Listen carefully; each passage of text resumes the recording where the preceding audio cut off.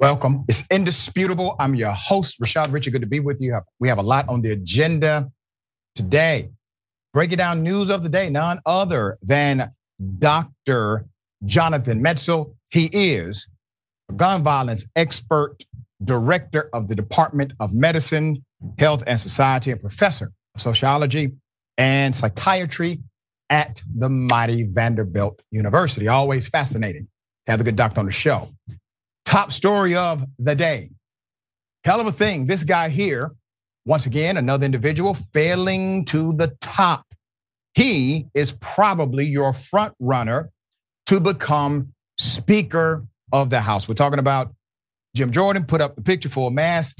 I have to remind everyone that Jim Jordan, well, he has been involved in some controversy. The Republican out of Ohio has emerged as a strong contender to be the next leader of the House. Let me remind everyone of the character of Jim Jordan. Here it is. Ohio State University wrestlers are coming forward to say their former assistant coach, Congressman Jim Jordan, knew student athletes were being sexually abused and are dumbfounded to understand how Jordan can deny it. That's a lie. He's lying. Period. He's a liar. Tito Vasquez is the latest, a walk-on wrestler in 1989 who took an elbow to the nose. Sent to team doctor Richard Strauss to stop a nosebleed, the doctor fondled his genitals. There were some wrestlers with Jordan over to my left-hand side, and I said something to the effect that Doc's hands are freezing, and that he examined me thoroughly, extremely thoroughly, my private parts, and everybody was just like, kind of snickering. Jordan said, I have nothing to do with this. But Jordan heard what you said. Oh, he heard what I said. Vasquez, a public school teacher for the past 27 years, is the sixth former Ohio State wrestler to tell CNN they directly told Jim Jordan of the abuse, or Jim Jordan was present when someone was recalling abuse by the team's doctor. 8 more former wrestlers tell CNN the abuse by Dr. Richard Strauss was such a routine topic of conversation that it's inconceivable Jordan did not know. Richard Strauss killed himself in 2005. Yep, I believe the individuals who were victimized. Now let's put up the picture of this member of Congress again. Please understand what he was accused of. He was accused of providing cover for a sexual predator who was predatory against student athletes. Where does that even come from? Who does that? What kind of human being would engage in such activity? There was a policy to report, meaning according to the rules, he would have been protected. There was also credible allegations. Multiple individuals said they told Coach Jim Jordan directly. He denied it. He said it never happened. He called them liars for saying that it did, meaning his knowledge of it. He did not deny that individuals are obviously telling the truth about the coach who did this and decided to kill himself rather than face the scrutiny. Now, he has been endorsed, obviously, by Trump at a time, so let's put it up. What did Trump say? Congressman Jim Jordan has been a star long before making this successful journey to Washington, D.C., represented Ohio's 4th congressional district, respected by all.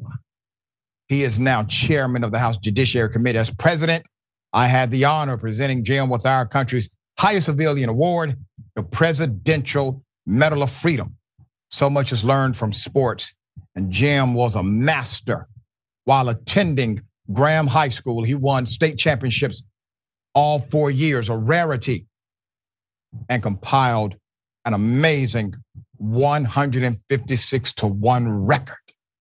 And it goes on to talk about Jim Jordan's ability to do one thing really well, to win sporting competitions. Obviously, that translates to character and to good governance and to leadership, to morality. Of course, it does not. Let's do this. Meanwhile, there's a representative named Garrett Graves, okay? And Garrett Graves says this. I want to tell you something that I think is really important. The number of members of Congress that said that Jim Jordan of 2010 or 2020 is a night and day difference to the Jim Jordan of 2023. And there's been a lot of change and I guess maturity in the way that he's approached things, end quote.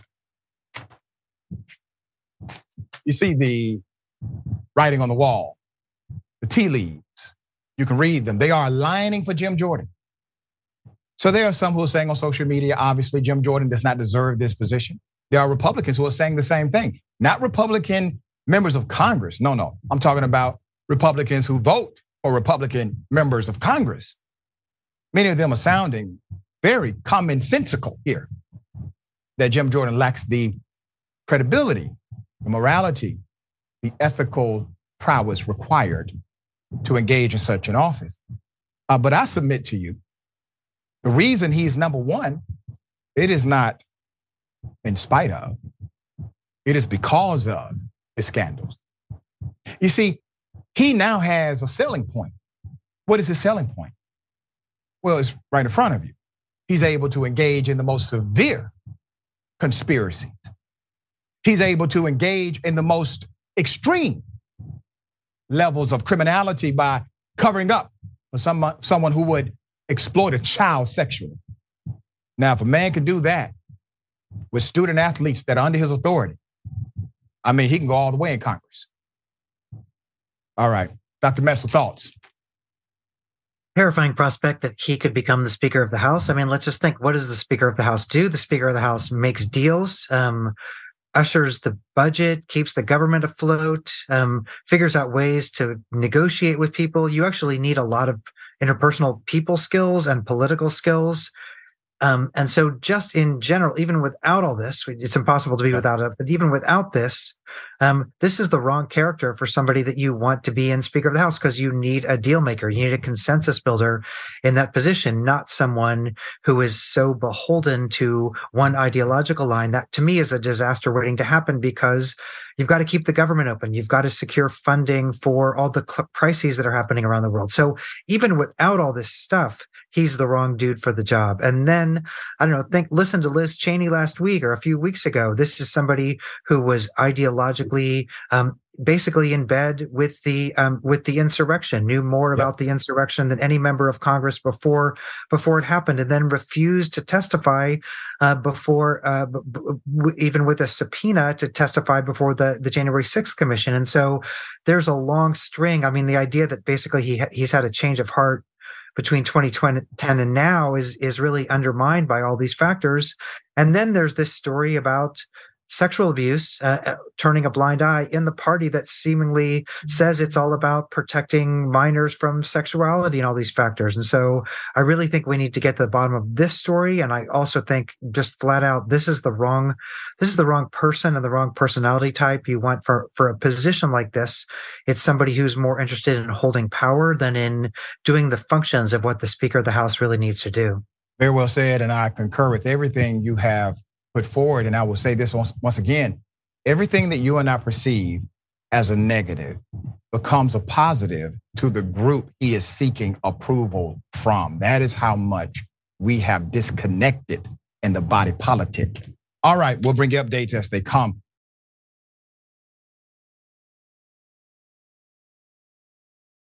A story that we brought you from day one. An Atlanta police officer killed a deacon of a church. The man went out to grab some food and was involved in a minor traffic issue that led to his death. Let's put his picture up full mass to remind you of Mr. Johnny Holloman. Mr. Holloman's death has been ruled a homicide.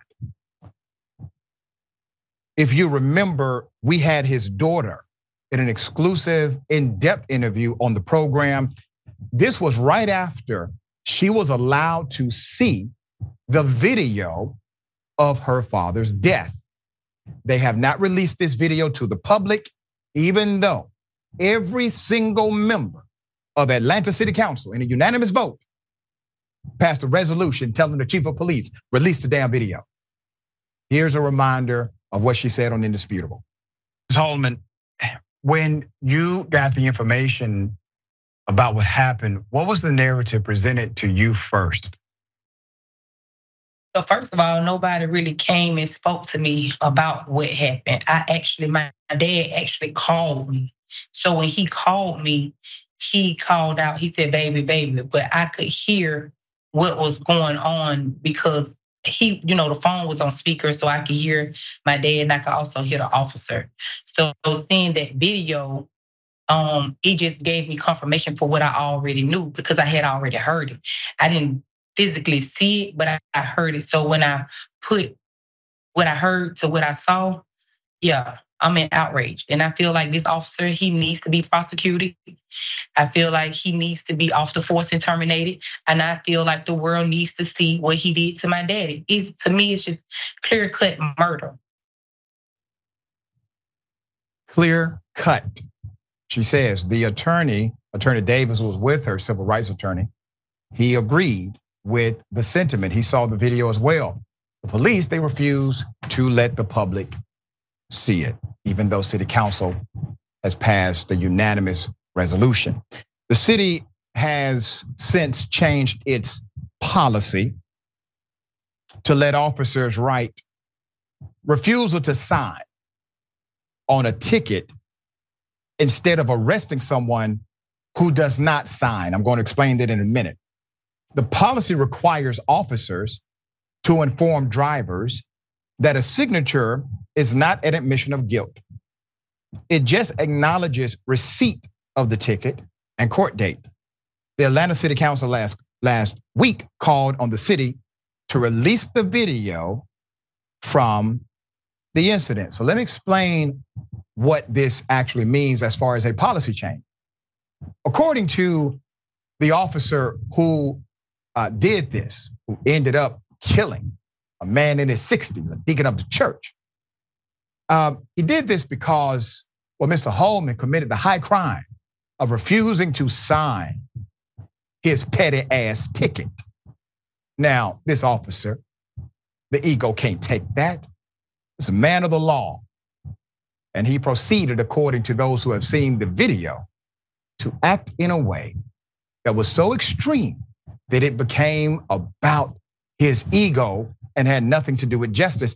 And while the officer put in the report that Mr. Holman refused to sign, according to those who have seen the video, Mr. Holman was saying clearly, I will sign the ticket, but I want a supervisor here. I will sign the ticket. There's something else. The policy is if you don't sign the ticket, which says in lieu of bail, if you don't sign the ticket, they're saying, well, your signature is the reason you're not going to jail.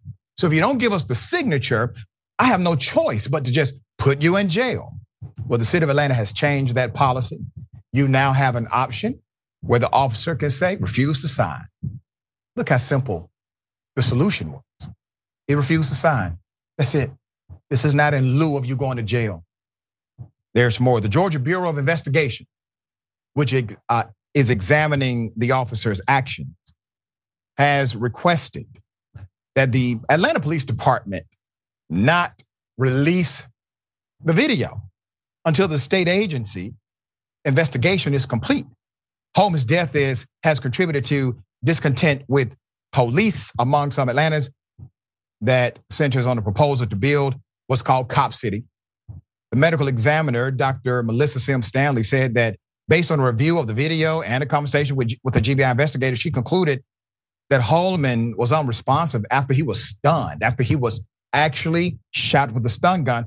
He was likely dead then, according to the Atlanta Journal-Constitution in their report. And let me read what Eric Mock of Fox 5 News said. The Atlanta City Council voted unanimously to urge the Atlanta Police Department, the mayor, to release body cam footage showing the arrest and in custody death of Johnny Holman. This came after impassioned demands from his family members to release the video to the public. So you got Mayor Andre Dickens, allegedly a progressive mayor. You have the city council holistically not progressive at all. There's a whole lot of folk on one side or the other, all right? This is not a body of progressive individuals. You have absolute conservatives and you have some absolute progressives. They all agreed.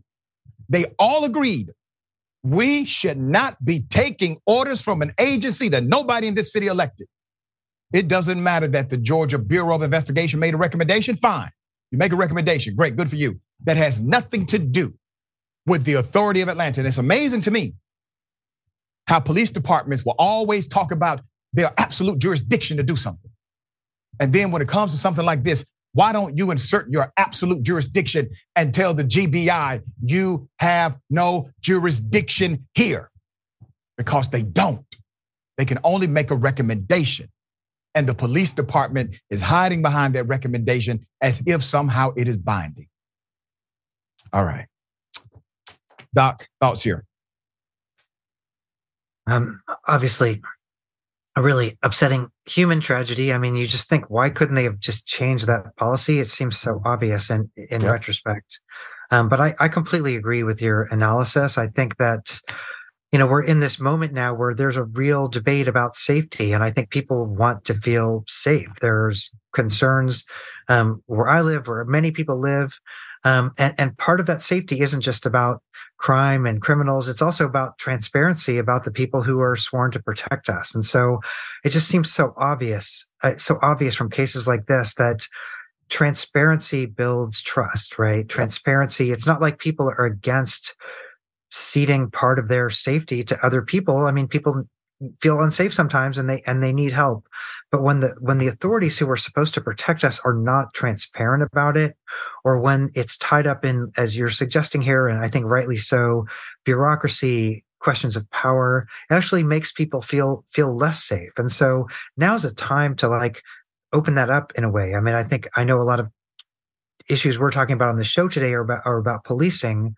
But now is a moment to really take a case like this, which is horrific, and say, how many other examples of this are there where it's about power, it's not about safety, it's about bureaucracy, it's not about safety. And really, let's have a conversation about that. How can we build community consensus around safety? Very well said. And once again, the us and them divide gets wider every time something like this happens, where even members of city council can't understand. Why would we not release the video? All right. Once again, we'll bring you updates as they come.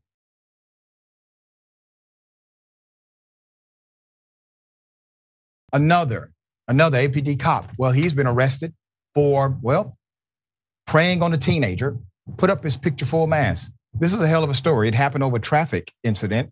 Anthony Anderson, an Atlanta police officer, has been charged with sexual battery Thursday after a 16-year-old accused him of assaulting her after he responded to a traffic accident involving the girl in early August.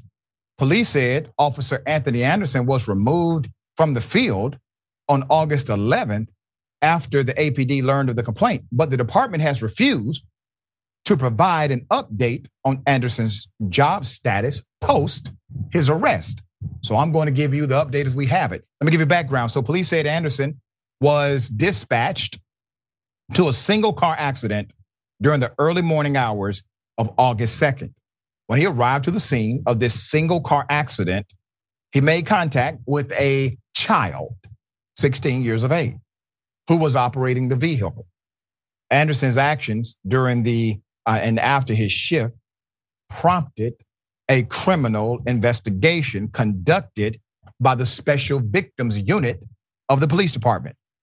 The police investigation concluded Thursday when Officer Anderson was charged with violation of oath of office, cruelty to children in the second degree, aggravated sexual battery. Anderson was taken into custody Thursday, transported by the police to the Fulton County Jail, where he will await trial. According to Anderson's background, he received at least 4 citizens' complaints since 2018. Atlanta Police Chief, put him up, Darren Sherbaum, said, quote, "Not only am I disturbed and disappointed by these allegations, but it also angers me." He continued, "We ask the public to trust us to do the right thing, to keep them safe.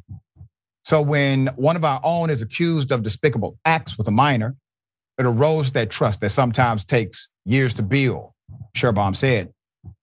"You can be assured I will act swiftly to investigate any time allegations of misconduct are brought to my attention.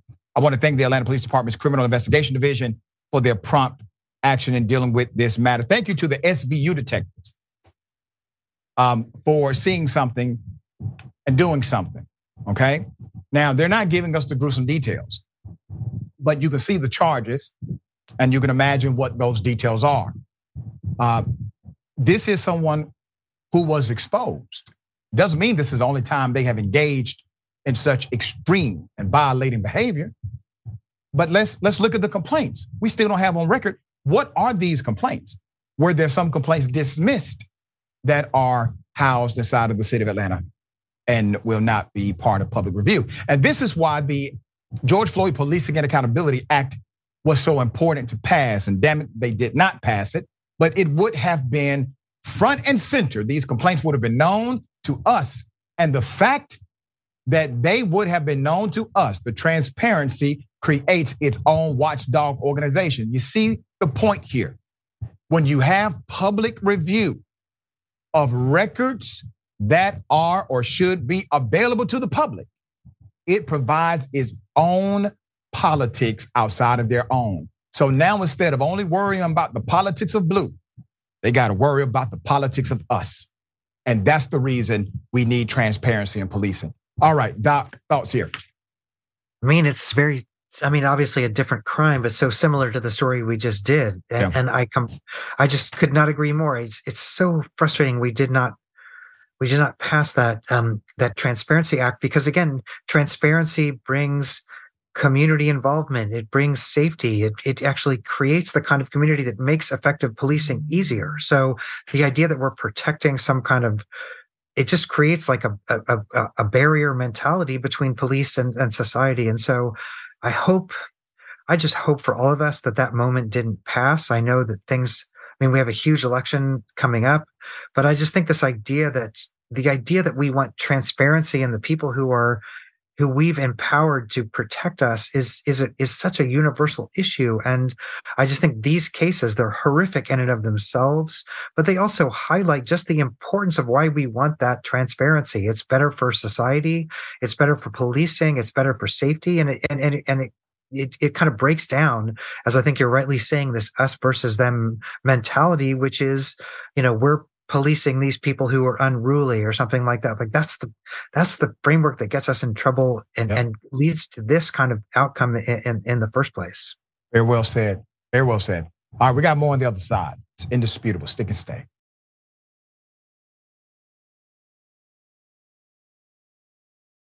All right, welcome back. We still got a lot of show left. Let me go to some of these comments. And thank you, everybody. I can't get to everyone, but I appreciate everyone, okay? Nasty Habits, Nasty Dragon. To coin a phrase, heaven help us if Jim Jordan becomes Speaker of the House. It's going to be insane. I would imagine that he would be, and this is not me being hyperbolic at all, he will probably be, in effect, just as dangerous as Trump without the theatrics of Trump, okay? He brings his own theatrics, but he will be probably just as bad. All right, YouTube, movie girl. Put Jim Jordan on permanent blast. Has no business being the Speaker of the House. I like what you did with the Jim there. All right, Speaker of the House or any kind of leadership, any dang where. I agree 100%. Dystopian Dragon, thank you for that. Sunlight is the best disinfectant. There you go. That's right. Also, Law School Stud, thank you for that. Metzl led our softball team to victory yesterday. Nice. It's true. And your softball team is dope, man. I mean, they're always supportive, and we appreciate you all supporting the doc. Okay, and congrats on leading the team to victory. I paid him $5 to say that. All right, we got the Jack. He says, thank you for that. Thank you. I'll give the one indisputable. And let's do Twitch. All right. Yeah. Oh, that's interesting. A Green New Deal or Dragon. The greatest thing that could have happened this election season would be Janky Nina and Dr. Richard Cornell West all ran into primaries and invited corporate devs to debate hosted by TYT. That would be phenomenal. It really would be. All right. I got something else that's quite amazing. Ladies and gentlemen, I wish Karen would. You want to call the police on them for having a barbecue on a Sunday. I feel free! Back off! I'm going to tell them there's an African-American man threatening my life. Hot sauce with my food, and I will never eat here again. Okay.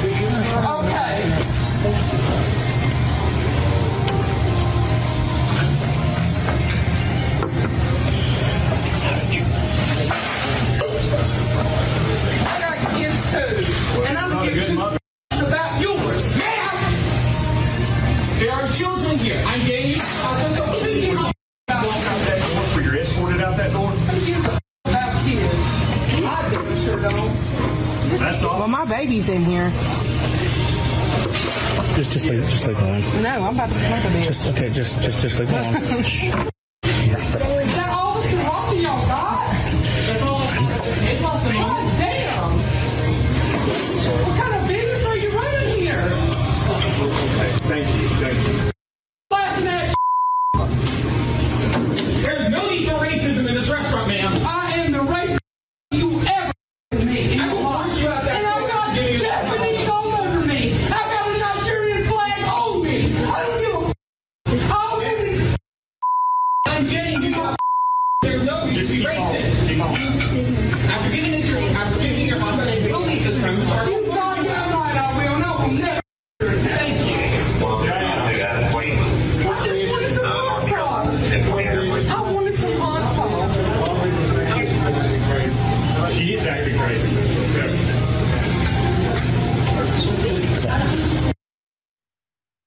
Put up a picture full mass. Obviously, this Karen who decided to engage in racism, aggression, profanity in front of minors at that. Told people she didn't give a damn about their children. All because they did not put hot sauce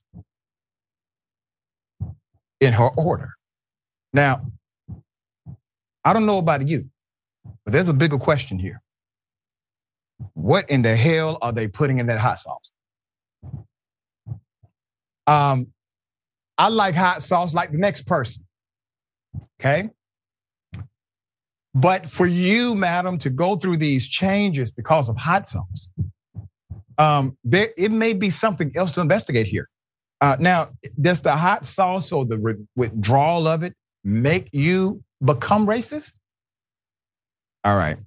Doc, because you are a doctor of the mind, I'm going to, sir, is there something, could it be the hot sauce, sir? Do we need to look, are we looking at the wrong thing here? Well, I mean, let's be honest. There is a sriracha shortage in the world right now okay. Because of global warming. Yeah. And I have a sriracha addiction that I'm trying to recover from. Maybe sriracha was suppressing racism in certain people. And so point. It's sriracha withdrawal or something like that. But I don't know. Every time I always think like it's a really high bar to get on your show with a kind of Karen video. And this woman met that. She surpassed the bar. Surpassed the bar. Like people who do this kind of thing. So I don't know. I really think it's not a hot sauce issue for her. Right. Now, I will say this. I want you to go, Jordan. I want you to go to the, Jordan's my producer. I want you to go to the screenshot of the officer, okay? Because officer comes in and they're trying to reason with this person who obviously is quite unreasonable.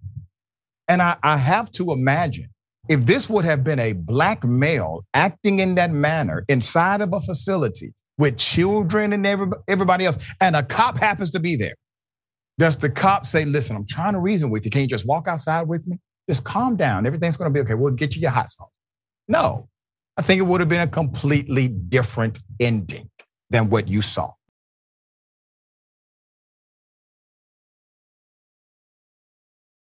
Hell of a thing.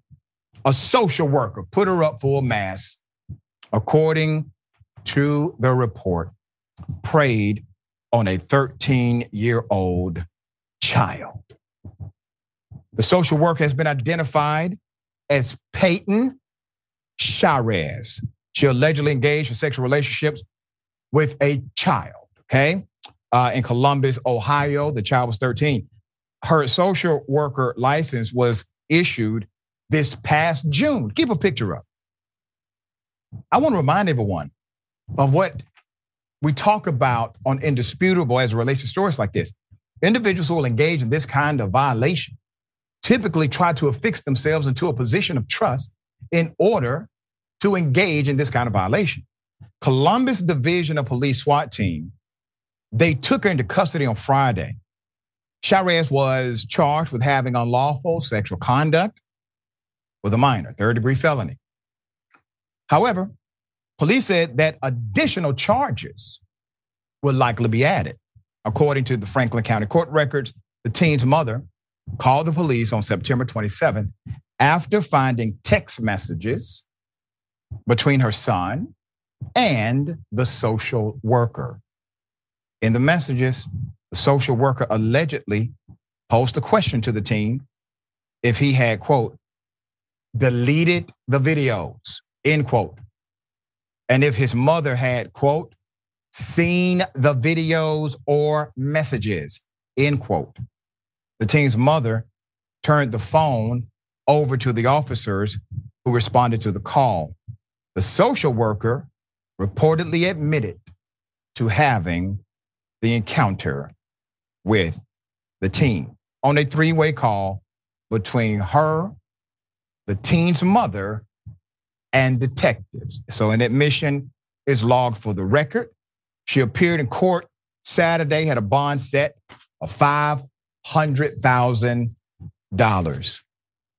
Wow. You know, monsters come in all shapes and sizes, right? All colors too, all genders.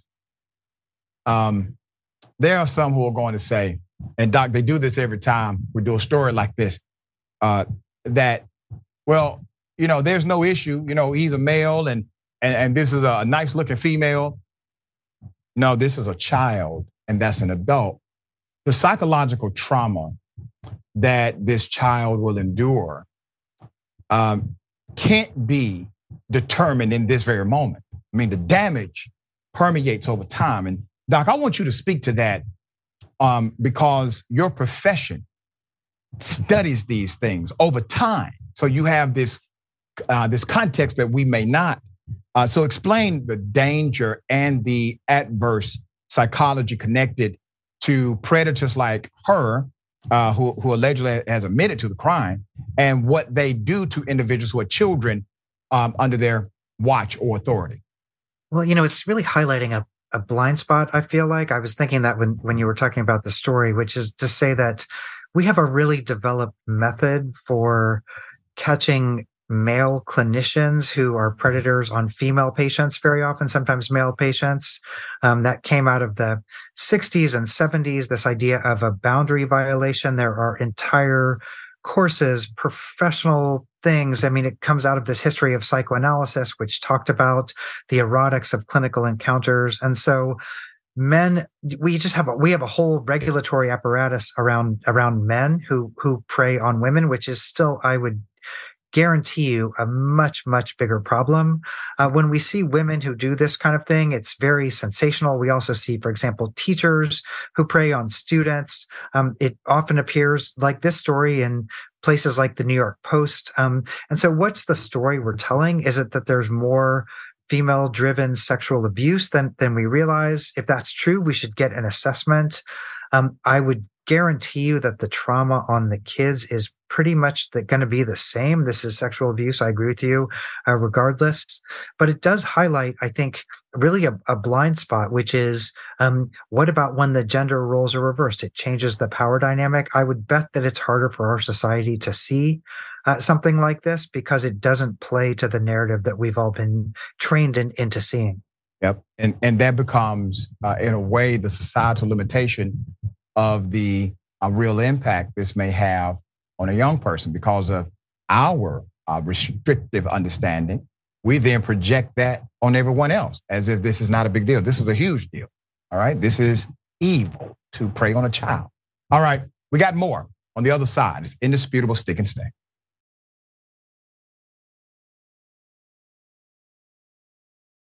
All right, welcome back. We got a lot of show left. Let me read some of these comments. Cray Souffle says that Karen sounds like she was hot sauced.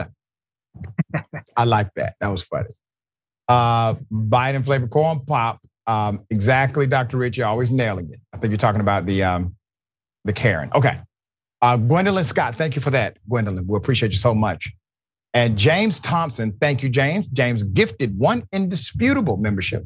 We appreciate you. Okay, and Jackal Dragon 1991. Doc, she talking about she wants some hot sauce. She going to end up getting some special sauce in the food that probably already happened. I have a feeling inside of my heart that may have preceded the rest of everything that took place. Also, is this Ryu Raw? How does wanting hot sauce lead to that kind of behavior? Never had an issue asking for any sauce when either I or the staff forgot it. Yeah, that's right. All right. And late _ Bloomer 66 gifted one indisputable. Thank you so much for that. And Chris Shuggy, what? They've given 208 gift subs in the channel. Wow. Thank you as well. It all works together. We appreciate everyone who's part of the platform, okay? All right, hell of a thing. I've actually frequented at this place. The Buc-ee's national chain convenience store, the son of the owner, okay? According to the authorities, he was putting cameras, secret spy cameras in the bathroom, put up his picture full mask. The son of the co-founder of the nationally renowned Buc-ee's convenience store has now been arrested in Travis County in Austin, Texas, for the crime of major invasion of privacy. His name is Metzl, faces 28 separate state jail felony charges of invasive visual recordings. According to the Travis County jail records, Mitchell, 28 years of age, was released 1 hour after being arrested on a $10,000 bond per charge for a total of $280,000. And the condition, he not contact the complainants. The Travis County Sheriff's Office received a telephone complaint in May alleging improper photography had occurred at a home on the banks of Lake Travis, okay? The multi-million-dollar property is home of Donald E. Wassett, Mitchell's father and co-founder of Buc-ee's, okay? A woman reported she and a few of her friends, well, they were visiting the lake house with Mitchell when one friend who works cybersecurity for the Department of Defense noticed a charging port with a hidden camera plugged into the wall of their bathroom. The group of friends left with the camera and on its microcard found dozens of videos of themselves and other people in bathrooms and bedrooms at the lake house, as well as the Dallas apartment. According to the arrest affidavit, they were unaware that the recordings existed in the bedroom and bathroom and indicated they did not consent to being recorded or photographed. It was even further discovered. A warrant was obtained to review the contents of the camera found 68 movie files containing, at least 13 male and female individuals being recorded using toilets, showering, changing clothes, and or having sex. The videos were found to have been recorded in multiple different locations dating back to 2021, which included a downtown Austin condo and a vacation home in Colorado, both owned by who? The parents. Okay, Mitchell don't own nothing. Amazon Records also linked purchases of spy cameras to Metzl account. If convicted, a state jail felony carries a sentence not more than 2 years or less than 180 days confinement. Now, isn't that something? So now I got to put it out here. Were the parents arrested? Not according to the report. They own the property. He was out in less than an hour. That means somebody knew he was going in and they arranged it to make sure he can get out quickly, okay? The other places that these cameras were found. Does Mitchell own those properties? No. His parents own those properties. Are they checking all the stores? Because his parents own those too. And he had access to those stores. So if this is about access and nothing else, well, why don't you check everywhere that he had access to that his family owns? All right. This is a hell of a thing. Doc, and all of the things that could happen, Department of Defense up in your house as a guest is able to see this is a camera and I did not consent to being recorded and this is a problem. Thoughts? You know, you put a legal frame around it, which I think is important to think about, right? Who owns the property? Where was all this stuff happening? But I also want to, this is another kind of psychoanalytic case, right? That this is a fetish, right? This is somebody who has a fetish of voyeurism or scopophilia or other kinds of things. There's a lot of literature about this. And so I don't know about the legal culpability. Honestly, the parents are, the guy's 28 years old and who knows with the camera. But did they know their kid had this particular fetish, right? I think that'll be the issue is what's the psychological and psychiatric history? Because we see this as almost a classic case from psychoanalysis. Who gets off watching people in intimate moments? Who gets off watching people go to the bathroom? It ties to some of the most classic kind of tropes of psychoanalysis about castration anxiety and fear of losing your mother and all these kind of things. So there's a lot of literature about this particular fetish. And the question will be, did the parents know the kid had the fetish? What was the relationship? Has he been in therapy before? And then the other part, as you're saying, is like, I don't know, I wasn't going to the bathroom in Buc-ee's anyway, but I think people who are using public restrooms are going to have more to think about now, in addition to the questions of a kind of cleanliness and things like that. Yep. But because when I first saw the story, I also thought, just like you, where else were these cameras? That's right. It's a hell of a thing. And I want to say this because I know people will say, well, it was in properties that were owned by his family. So what's the issue? Well, the issue is in that state, you have what's called reasonable expectation of privacy in certain areas. And so if you violate those areas, it doesn't matter if you own them or not. If the person had a reasonable expectation of privacy, you have violated them. That's the way the statute works, all right?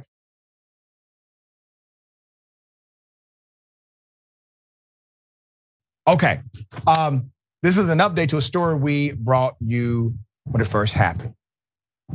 See him? He's dead. He's dead because authorities said he was trying to kill one of them.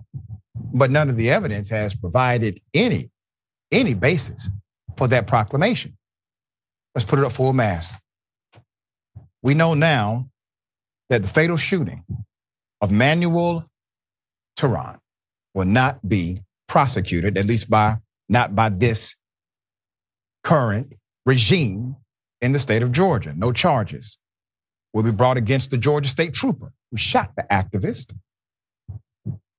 Let me remind you, he was shot 57 times, including in his hands, okay? It was ruled a homicide, naturally. Manuel used they, them pronouns, was a pacifist, environmentalist. Everybody said he did not have an aggressive bone in his body. Everybody. He was shot and killed by the police January 18th as officers raided compounds occupied by environmental demonstrators who had allegedly been camping out for months in protest to the development of Cop City. According to the autopsy report, he did not have gunpowder residue on his hands. Do you hear that? No gunpowder residue was found. They claim he shot at them. Officials claimed he fired the first shot at a state trooper. Officers then responded with gunfire. The report stated he had at least 57 gunshot wounds in the body, including the hands, torso, legs, and head. An independent autopsy also found that his hands were raised when they were shot. Okay? Now the statement, Stone Mountain Judicial Circuit DA George Christian said the 6 officers who shot acted lawfully. The use of lethal deadly force by the Georgia State Patrol was objectively reasonable. Under the circumstances of this case, no criminal charges will be brought against the Georgia State Patrol troopers involved in the shooting. Now, I want to remind everyone that the elected DA, who was initially involved in the investigation of this, also found things to be questionable. She ended up recusing herself and said something to the effect of, their justice is not my justice. Okay? She left. She's elected by the good people of that jurisdiction. There was apparently footage of the shooting, but we don't have it. Now, the Georgia State Patrol, they have a special rule that nobody else had. They are immune from the mandate to wear a body camera. They're immune from it. And the only time they are mandated by Georgia law to actually have one is if they're at the state capitol. Isn't that ironic? So if you're around the lawmakers are saying, hey, buddy, you better have that camera on. But if you're around the citizens that the lawmakers represent, it's okay for you to not have it on. Wow. Doc, thoughts here? I mean, it's so similar to the cases we were talking about before. Here, especially around Cop City, or especially around kind of thinking about new policing, is a perfect opportunity to show transparency and community engagement in a way. And so the fact that there's secrecy around this shooting of all shootings, I think just highlights, in a way, it reifies the problem that people are afraid of in the first place. And so, again, I think probably a lot of people would agree. It's not like we don't want anybody looking out for our safety. I study guns. I have a book coming out about guns. It's not like we're looking for a world where everybody takes their own safety into their own hands. It's the NRA line. Everybody just carry a gun around and protect yourself. That leads nowhere, right? That leads to more shooting and more unsafety. So it's not like community and safety are incommensurate with each other. But again, this is the moment for transparency. This is the moment for community building if people want to have these kind of community engagements. And so I just think this is a perfect example of like showing a new approach to community safety at a shooting that happened right there. And the fact that it's falling back into these old tropes, I think is really sad and really tragic. Very much so. Very much so. And just an update, city council members, they have voted in support of the movement that activists in Stop Cop City are involved in. What are they saying? They're saying, we want the public to vote on this. And guess what? All of a sudden, city council, even the mayor himself, they have said, yes, we actually agree the people should be heard.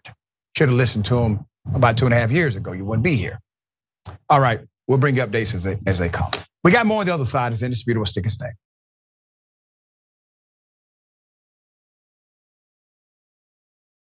All right, welcome back. A lot of show left. Let me read a couple of comments. Okay. G. Martinez Mac. The funny thing is, they will give these weirdos access levels while legitimate candidates who are qualified who are qualified are heavily discriminated against. I get what you're saying. We'll give them legitimacy. Okay. Discriminated against in order to keep them from job opportunity. Obadiah Hotep B1, remember for 13 months, thank you for the support. Doc, we need you to run for president, Rashad Richey 2024. I will run for the shadow government leader. I don't have time for bureaucracy, all right? Whatever the shadow government is. Gwendolyn Scott, thank you so much, Gwendolyn. James Thompson, gifted one indisputable, thank you so much for doing that. And Twitch, Re918. And I feel crazy whenever I look around all over a public bathroom before attempting use. You're not crazy, obviously. All right. Hell of a thing, NYPD cop gets a slap on the wrist after brutally assaulting another human being. Here it is. Situation. Number one, all right, what's the situation? Don't worry about it. All right, so I want to make sure he's all right. Don't stop touching me. Stop doing that. Don't touch me no more. Don't put your hands on me. All right, you touching me. And I asked you to put a mask on. That's number one. Don't get in his face. Yeah, all right. You said get in his face. I'm trying to make sure her son is all right. I can't see what's going on. Stop touching me. Do that again. All right, so stop touching me. Back up. Back up.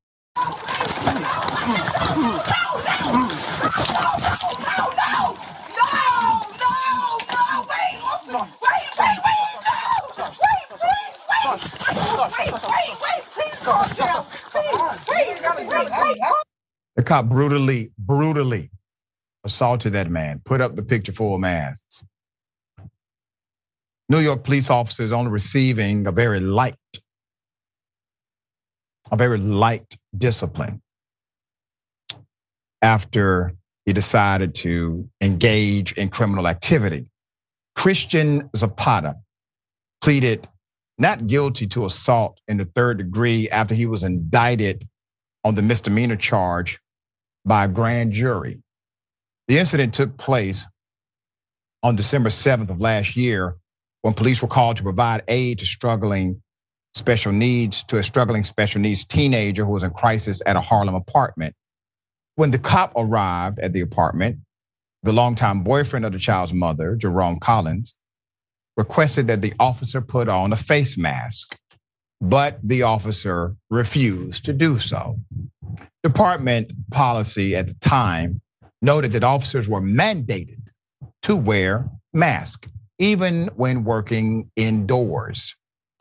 Officer Zapata told Collins he was interfering with their investigation and threatened to arrest him. Another officer who was with Zapata then restrained and began escorting Collins out of the apartment and down the hallway. Collins swats the officer's hand away, but still compliant. So Zapata then strikes Collins about 13 times in 9 seconds, all right? So you see the video capture there. Collins spent 24 hours in detention and was charged with resisting arrest and obstruction of justice, straight BS. Charges were later completely dismissed.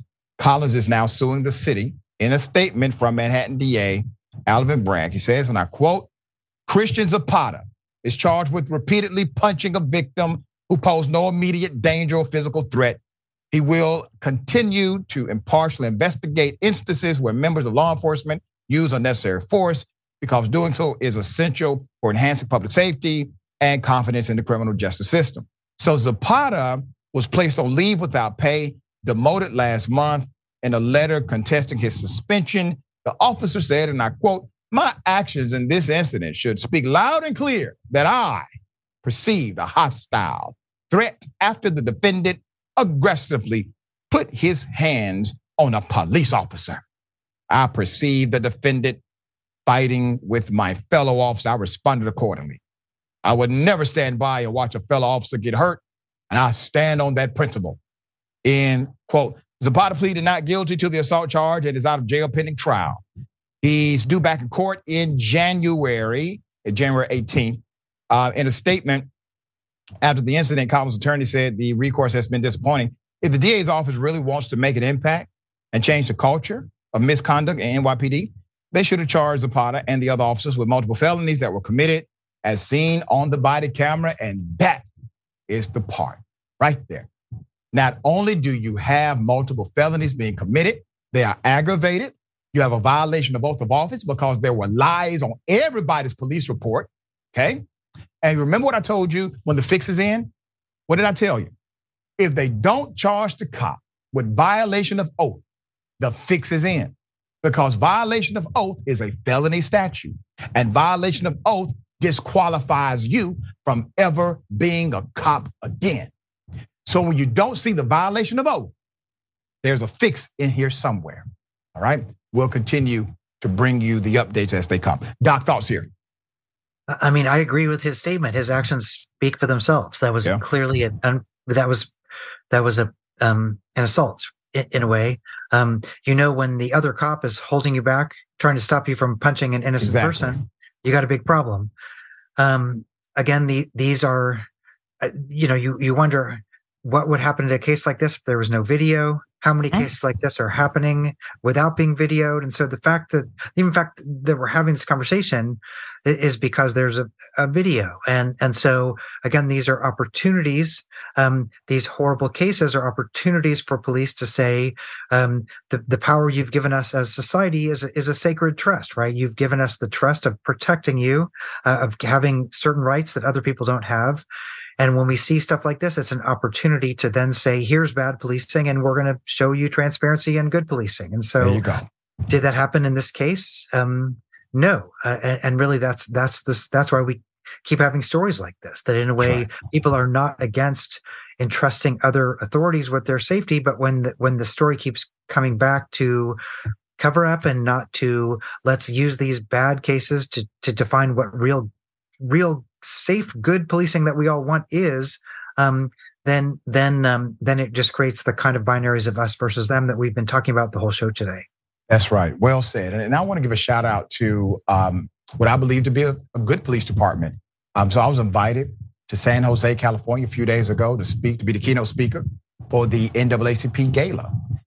And the police chief, along with many of his officers, attended. They were not only nice and respectful. They watch the program. They appreciate what we do here on Indisputable, authentically so. And I want to just say thank you to everyone who was so hospitable, and to the president, Reverend Jethro Moore II, remarkable leader, and all the elected officials.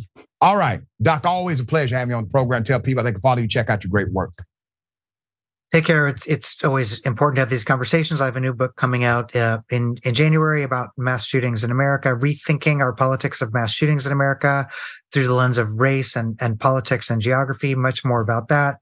Right now, I'm on dyingofwhiteness.com, and I have a new website launching, which I'll blast out to all the networks pretty soon here. Awesome, man. We appreciate the continued leadership and the work you always do, man. Very much so. Thank you, sir. Thanks so much. All right. We got more on the other side. It's indisputable. Stick and stay.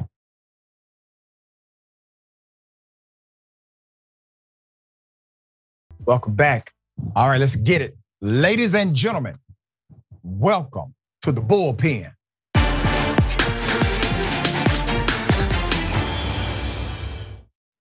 All right, in the bullpen today, we have Mr. John Hartley. He is a writer, economics researcher, and commentator, having been a regular economics contributor for Forbes and the Huffington Post, also writings in the Wall Street Journal and other places. Very accomplished individual. Mr. Hartley, good to have you on the show. How are you?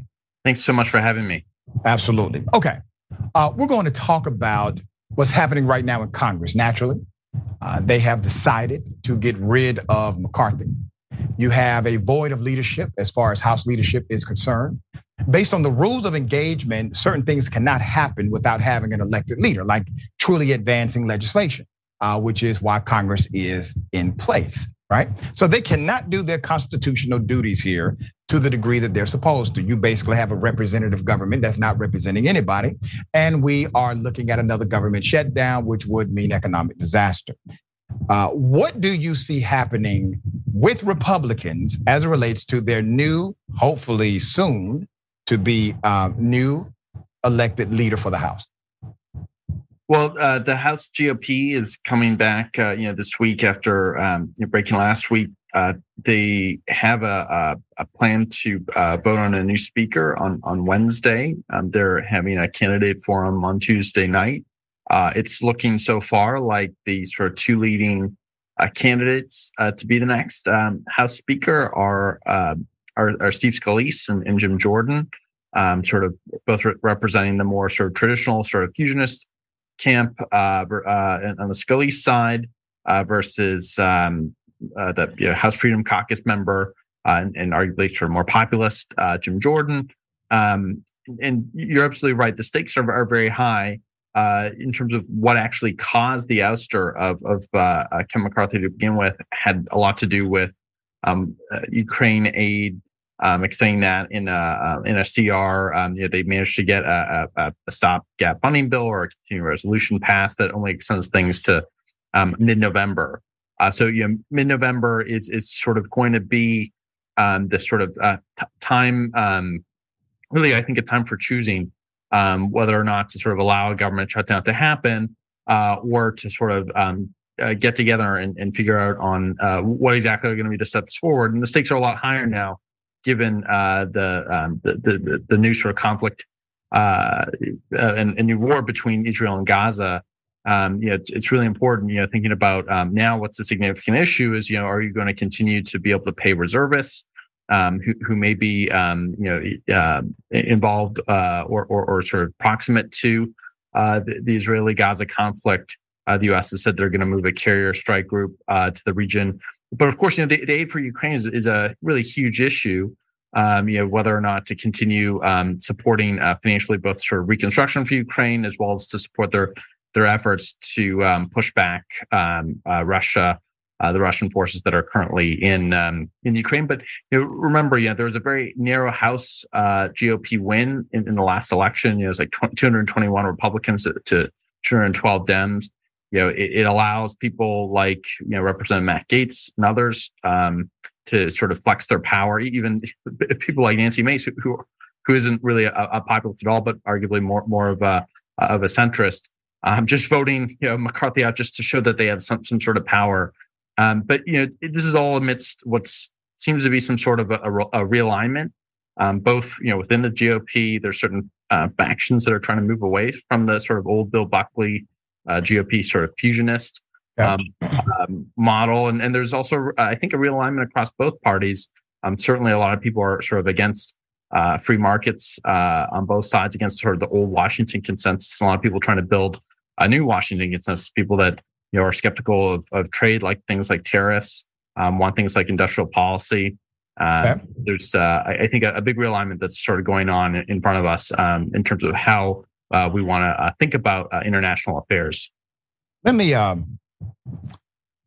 pose something to you, because you said something to me that's quite interesting and ironic, and I would like you to thoughtfully engage with me about this domestic issue, not just the international one.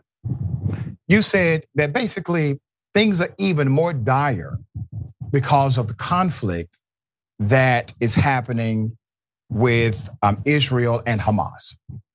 And I can be sensitive to that. I can respect the reality of international conflict and how it adversely impacts domestic relations here in America and our interest overseas. But Mr. Hartley, from 1982 to 2022, you have a composite of 19.23 million individuals who work for the federal government.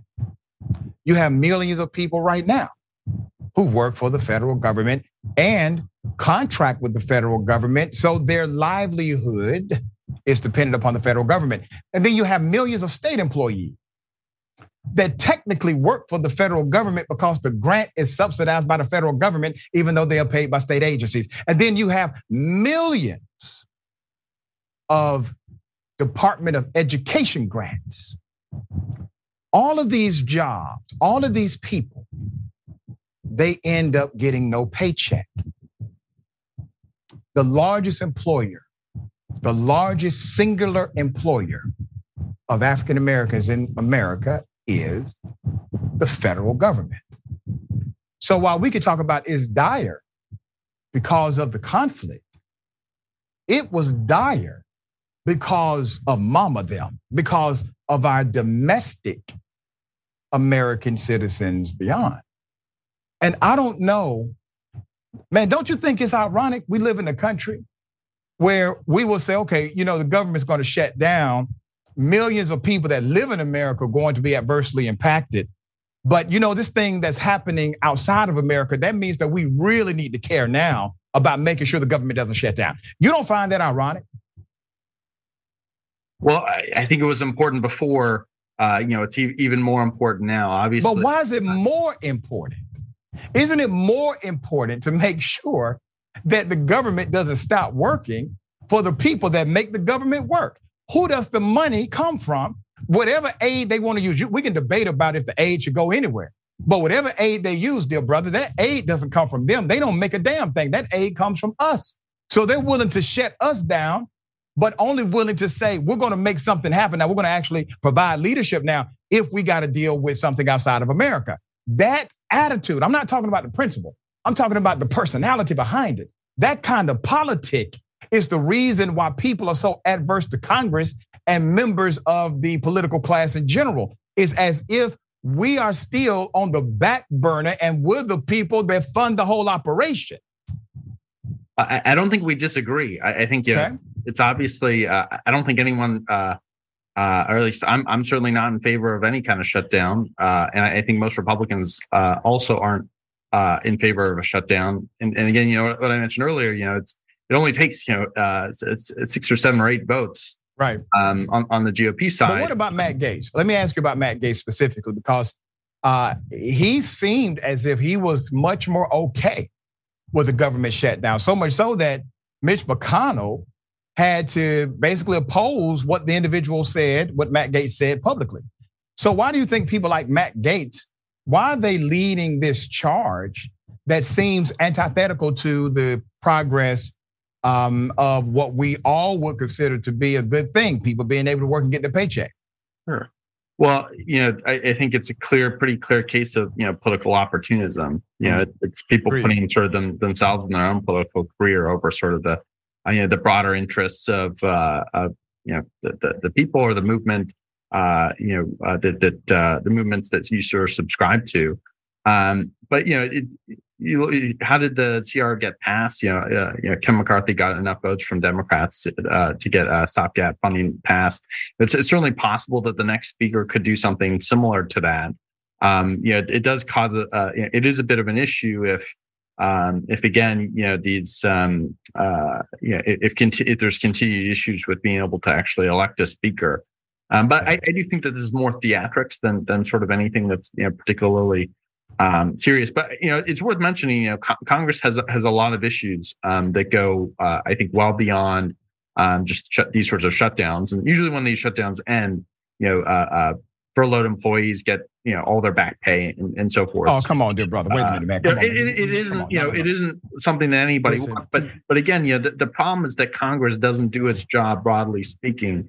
And doesn't I agree with you on a number of issues, and I agree with you. It relies on the administrative state to do a number of things that the Congress should be doing. So I don't think we disagree. Government shutdowns are bad, and they should get their act together. So on that we concur. I don't want to dissuade from the impact of it by saying those people end up getting their money back or they get their back pay.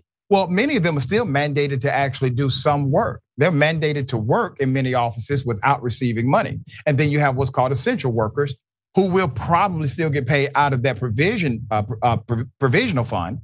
But the bottom line is, if you miss a paycheck for a month, hell, some people cannot miss a paycheck for 1 week without having significant adverse results happen in their personal life. So I want to be sensitive to that. And we're out of time, but I wanted to pose this to you before you go. Naturally, this could have major economic or adverse economic effect.